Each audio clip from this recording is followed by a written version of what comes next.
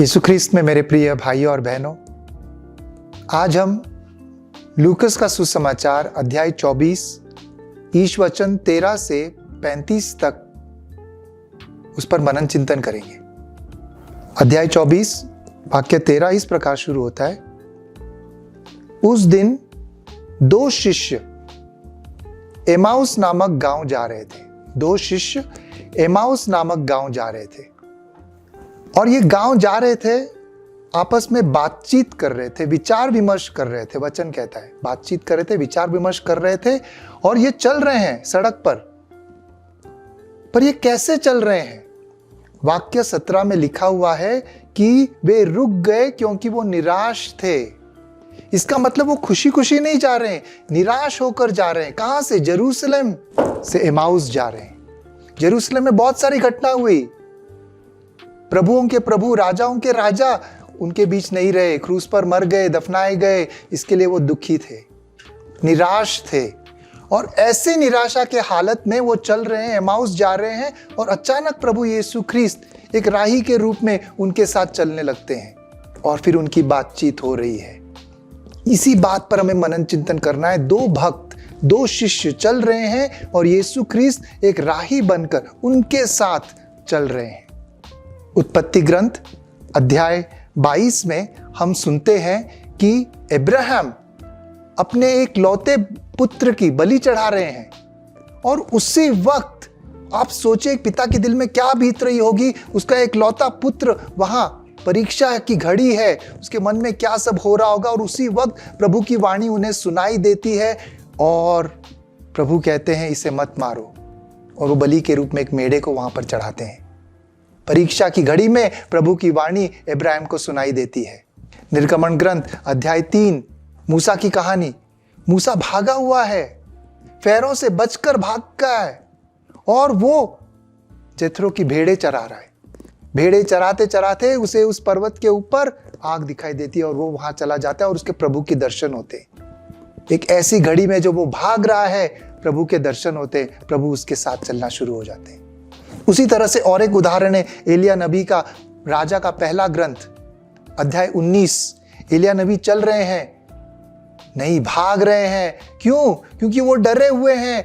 रानी ने हुक्म दिया है कि उसे मार दिया जाए और ऐसी घड़ी में एलिया नबी भाग रहे हैं। सिर्फ भाग ही नहीं रहे हैं, वो थके हुए, हारे हुए हैं, बैठ जाते हैं और उस वक्त प्रभु अपने दूत को भेजता है, उस पर हाथ लगाते और कहते हैं उठो खाओ।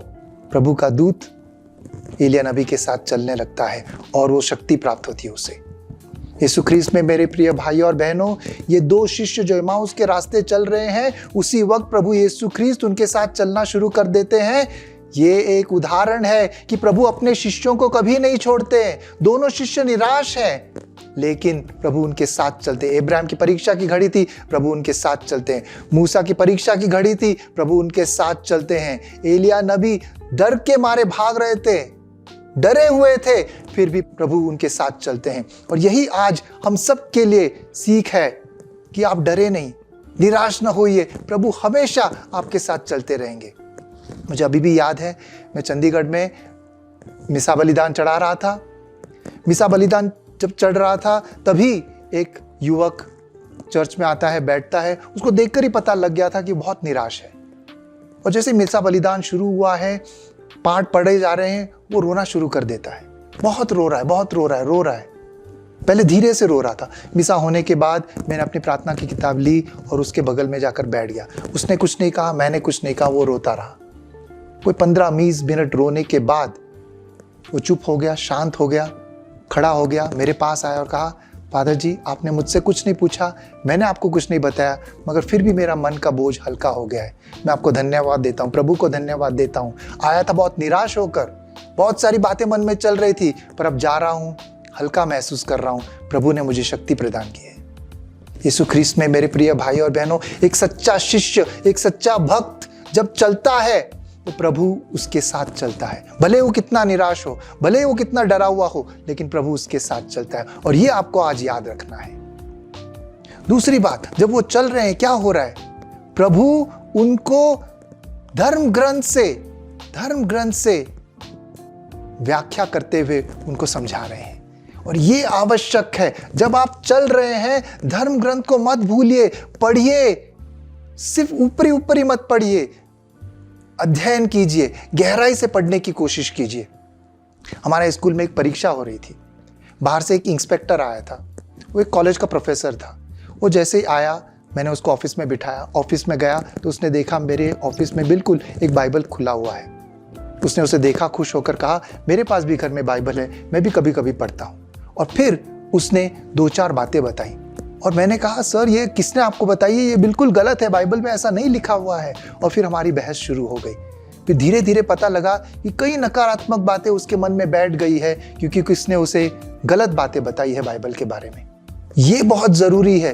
कई लोग नकारात्मक रूप में बाइबल को पढ़ रहे हैं, लेकिन हम उनके शिष्य हैं, प्रभु के शिष्य हैं। हमें सकारात्मक रूप में गहराई से अध्ययन करते हुए वचन को समझना है। तभी प्रभु की कृपा क्या है, तभी प्रभु की आशीष क्या है, ये हमें समझ में आएगी। और ये आज हम लूकस के सुसमाचार अध्याय 24 में इस घटना में एमाउस के रास्ते पर 2 शिष्य चल रहे हैं, सुनते हैं, पढ़ते हैं, समझते हैं। प्रभु उन्हें वचन को धर्म ग्रंथ के बारे में व्याख्या करते हुए समझाते हैं कि प्रभु की महिमा कैसे प्रकट होगी। प्रभु की महिमा जानना चाहते हैं, प्रभु के वचन को पढ़िए, गहराई से पढ़िए, ये आवश्यक है।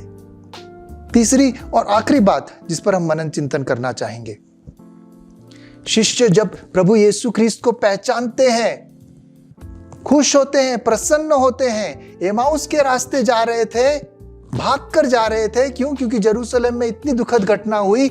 वही 2 शिष्य अब अपना रास्ता मोड़ते हैं, दोबारा यरूशलेम जाते हैं, शिष्यों से मिलते हैं। अब उनका डर कम हो गया है, उनमें उत्साह जागा। क्यों? क्योंकि उन्होंने प्रभु का अनुभव किया। ये जानना बहुत जरूरी है। इस साल जनवरी महीने में मैं घर गया था, घर में एक फंक्शन था, तो बच्चों के लिए कोई गिफ्ट लेने के लिए मैं बाहर निकल पड़ा। मैं रास्ते में चल रहा था, दुकान ढूंढ रहा था। एक सड़क के किनारे जहां लाइट्स लगी हुई थी, मैं वहां रुक गया क्योंकि काफी गाड़ियां जा रही थी। जब मैं वहां पर रुका, एक स्त्री मेरे पास आई और उसने कहा, फादर जी आपका संडे का प्रवचन बहुत अच्छा था। और फिर उसने बात करना शुरू कर दिया कि फादर 3 साल पहले प्रभु कौन है, क्या है, बाइबल क्या है, मैं कुछ नहीं जानती थी। पापी भरा जीवन जी रही थी।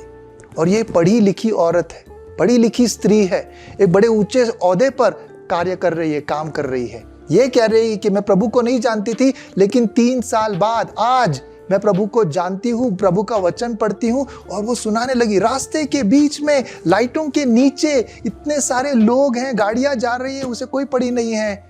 वो अपना अनुभव मेरे सामने रख रही है बड़े उत्साह के साथ। उसके उत्साह को देखकर मैं उत्साहित हो गया कि देखिए, अगर इस व्यक्ति में इतना उत्साह है तो इसका मतलब इसने सचमुच जीवित प्रभु का अनुभव किया है। बिल्कुल नहीं घबराई, उत्साह के साथ उसके अनुभव को मेरे सामने रखा। मैं बहुत खुश हुआ। यही 2 शिष्य जब जीवित प्रभु का अनुभव करते हैं तो उत्साहित होते हैं, डरते नहीं है, आगे बढ़ते हैं, जिस तरह से उस स्त्री ने मेरे सामने उसका अनुभव रखा। यीशु ख्रीस्त में प्रिय भाई और बहनों, आज इसी उत्साह के साथ कि प्रभु जीवित है, हमारे साथ है, सिर्फ साथ नहीं है, अगर हमें परेशान है तो हमारे साथ चल रहे हैं, हम निराश हैं तो हमारे साथ चल रहे हैं, हम डरे हुए हैं तो हमारे साथ चल रहे हैं। बस इतना याद रखना, प्रभु अनेक रूप में आते हैं। बाइबल खोलिए, वचन को पढ़िए, अध्ययन कीजिए, निसा बलिदान में भाग लीजिए। प्रभु यीशु ख्रीस्त हमेशा हमारे साथ चलते रहेंगे। आमीन।